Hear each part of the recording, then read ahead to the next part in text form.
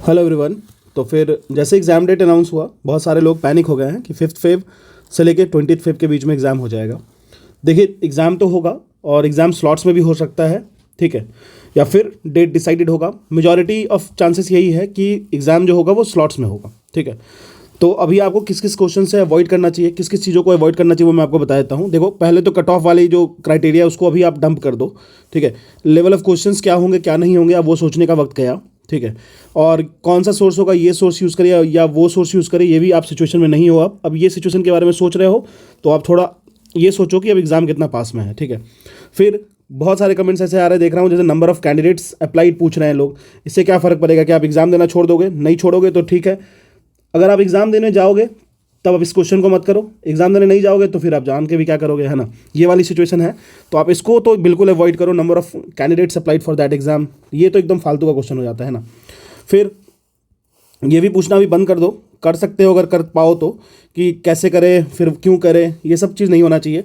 ये सफिशिएंट है कि नहीं है, सफिशिएंसी वाली चीज़ तो टर्म ही नहीं है अब, क्योंकि एग्ज़ाम जो CSIR SO ASO का है वो अब एकदम पास में है। तो सफिशिएंट है कि नहीं है, देखो, बेसिक रिवीजन के लिए जो चीज़ें हैं वो मैंने ऑलरेडी बता दिया है। कहाँ से क्या सोर्स यूज़ करना है वो भी मैंने बता दिया है। इवन मैंने सिर्फ सोर्स नहीं बताया, बहुत सारी चीज़ें तो मैंने खुद करा दिया है। जैसे मान लो पिक्चोरियल वाले बुक में आप लोगों को लगता होगा कि ज़्यादा कंप्लीट नहीं है, कैसे होगा। देखो, वो बेसिकली ना रिवीजन के लिए होता है, और रिवीजन के लिए बहुत ही अच्छी बुक है। अगर आप 3 साढ़े 3 घंटे में अगर एक सब्जेक्ट रिवाइज कर ले रहे हो, 2 घंटे 2.5 घंटे में एक सब्जेक्ट रिवाइज कर ले रहे हो, तो उससे अच्छी कोई बात नहीं होती है। उतना ही कर लेना काफ़ी होता है जब आपके पास टाइम की कंस्ट्रेंट हो तो। अदरवाइज मैंने घटना चक्र की MCQs भी जो कराई है, वो भी जितना जो भी सोर्सेज थे, जो भी रिक्वायरमेंट था, वो मैंने जितना भी दिया वो मोर देन सफिशिएंट है, ठीक है। तो सोर्सेज की डेफिनेशन अभी मत लीजिए, सोर्स को डिफाइन मत कीजिए। अभी आपके पास जो भी है, CBT मोड का एग्जाम है, और जो टाइम दिया गया है आपको उसके अकॉर्डिंग ना एग्जाम का लेवल जो होगा वो मॉडरेट ही रहने वाला है। देखो, अभी मैं कह रहा हूँ कि ये प्रोबेबिलिटी है कि मॉडरेट रहने वाला है, ठीक है, लेकिन आप ये 100% नहीं कह सकते हो कि मॉडरेट ही रहेगा, है ना। एग्जाम तो रिलेटिव है ना, एग्जाम कंसेप्ट ही रिलेटिव कंसेप्ट है, ठीक है। तो इसको आप कह ही नहीं सकते हो कि क्या रहेगा। अगर टफ भी रहा तो सबके लिए रहेगा। फिर आप में से कुछ ये भी कह सकते हो कि यार सब टफ तो रहेगा लेकिन सबके लिए रहेगा, लेकिन ये जो एथिक्स एंड मैनेजमेंट वाली जो पोर्शन है, एथिक्स एंड मैनेजमेंट वाली जो पोर्शन है, ये तो कोई कोई लीड ले लेगा और किसी के लिए काफ़ी टफ हो जाएगा। जैसे UPSC वाले बंदे इस पर अच्छा कर देंगे। किसने कहा मैनेजमेंट हर लोगों का ऑप्शनल होता है? किसने कहा मैनेजमेंट हर लोग पढ़ के रखते हैं? कोई नहीं है वैसा, ठीक है। अच्छा, एक चीज़ और मैं आपको बताता हूँ, जो इंजीनियरिंग सर्विस एग्जामिनेशन होती है उसमें आपको प्रोजेक्ट मैनेजमेंट पढ़नी थी। मैं आपको अभी एक PDF प्रोवाइड करूँगा ग्रुप में, ठीक है, मतलब टेलीग्राम ग्रुप पे जुड़ जाना, IASPC सिम्प्लीफाइड पे। वहाँ पे मैं आपको एक PDF प्रोवाइड करूँगा, ठीक है।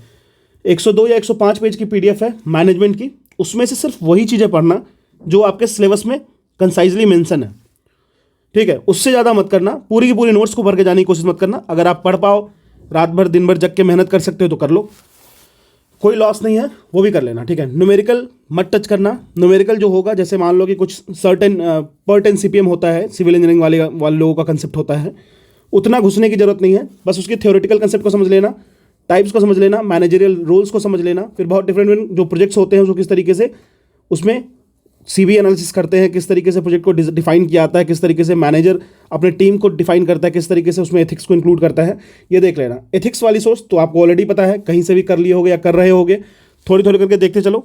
एक मैं आपको और बता देता हूँ, आप मतलब मैं अपने टेलीग्राम पे भी डाल दूंगा। एक ओनली आईएएस चैनल है ना, वहाँ पे ना एक एथिक्स की नोट्स डाली गई है, लगभग 100 पेजेस की होगी। मैंने एक बार उसको डाउनलोड किया था, उसमें मुझे एथिक्स का ना समरी वाइज लिखा हुआ है। तो अगर आप नहीं कर पाओ तो कम से कम उतनी तो करके जरूर चले जाना, और नहीं तो फिर एक और काम कर लेना, इसके साथ साथ एथिक्स की एक वीडियोज़ भी पड़ी है ओनली आईएएस पे ही, ठीक है। रिवीजन के लिए एकदम परफेक्ट वीडियो है, उसको भी देख सकते हो, ठीक है। तो प्रोजेक्ट मैनेजमेंट की मैं नोट्स दे रहा हूँ, लेकिन मैं आपको फिर भी बता देता हूँ, नोट्स थोड़ा ज़्यादा ही डिटेल्ड वे में है, उसमें से आपको छांटना है। हैंड रिटन नोट्स होगी, ठीक है, लेकिन वो मेरी खुद की नोट्स नहीं है। इंजीनियरिंग सर्विस एग्जामिनेशन होता है, उसमें ये प्रोजेक्ट मैनेजमेंट थ्योरी है, वहाँ पे वो नोट्स को प्रोवाइड किया गया था किसी XYZ कोचिंग के द्वारा, जो कि एक रिलायबल सोर्स है, बहुत ही ज़्यादा रिलायबल सोर्स है। एक सौरभ पांडे सर हैं, शायद उनकी होगी, अगर मेरे पास मैं वो डाल दूंगा, वो भी काफ़ी अच्छा नोट्स है, ठीक है। ठीक है, इतना कर लेने के बाद क्या करना है, देखो बेसिकली प्रोजेक्ट मैनेजमेंट और एथिक्स की मैंने आपको सॉल्यूशन दी है, मिनिमम बेसिक आपको उतना करना ही करना है। फिर अगर आप देखो तो मैंने आपको ऑलरेडी इन्वायरमेंट, ठीक है, ये आपको लगभग 3 आवर्स की 3.5 आवर्स की वीडियो है एक, उससे हो जाएगा।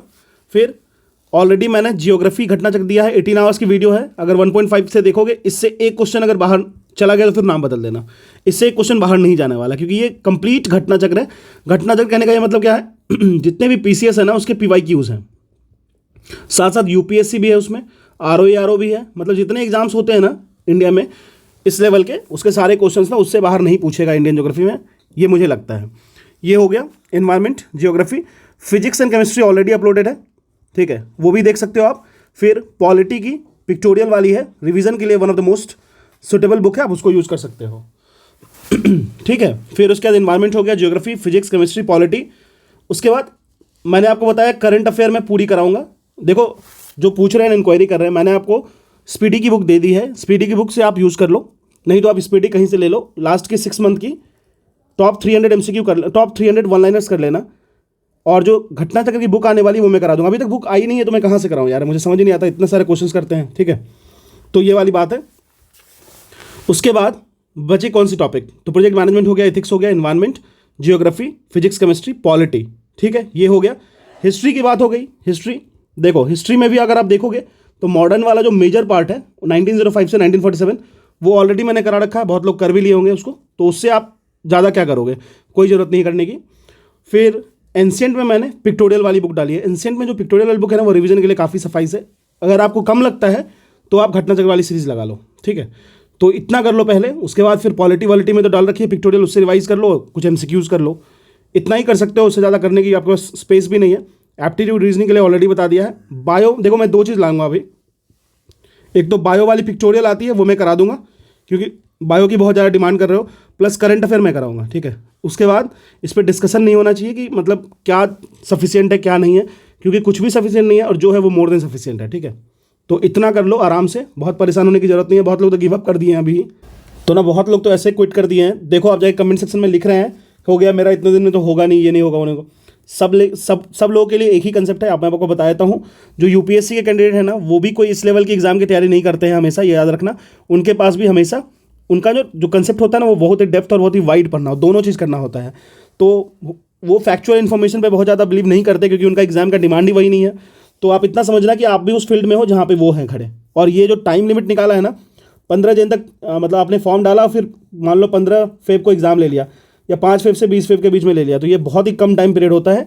इसमें कोई भी इम्पल्सिव फंक्शन की तरह रोल कर सकता है। इम्पल्स फंक्शन समझते हो ना, t=0 पे इन्फाइनाइट हो जाएगा। तो फिर ये फोकस रखो कि आप इसको कर सकते हो, है ना। दूसरी बात ये है कि बहुत ज़्यादा क्वेश्चंस भी मत पूछो, how, what, when and where, क्योंकि ये कभी हेल्प नहीं करने वाला है, कभी भी नहीं। परेशान होगे घूमे हुए, कट ऑफ खोजोगे, लेवल ऑफ क्वेश्चंस खोजोगे, दिस दैट सोर्स देखोगे। मैंने ऑलरेडी एक वीडियो बना दिया फालतू इंडिविजुअली, लेकिन आप उसको यूज़ कर सके हो तो कर लो। इतने कम समय में वो कर लोगे, आपको सेटिस्फेक्शन मिलेगा एग्जाम में जाके। क्वेश्चन आप वियर्ड हुआ तो फिर कुछ कहने वाली बात तो है नहीं, ठीक है। फिर इस तरीके से कर लेना। दूसरी बात मैंने आपको बता दिया है कि करंट अफेयर और बायो वाली सेगमेंट में डाल दूंगा, इतनी कर लो। और भी बहुत सारे सोर्स हैं, बहुत सारे लोग बहुत कुछ करा रहे हैं, लेकिन हमेशा ये याद रखना कि आपके पास टाइम ना बहुत लिमिटेड है। उस टाइम को यूज़ करने के लिए यूज़ तो करना ही है, साथ साथ में डंप जो होता है ना उसको भी यूज़ नहीं करना, ठीक है। डंप क्या होता है, कुछ भी डाल रहे हैं, कुछ भी देख रहे हैं, वैसा नहीं होना चाहिए।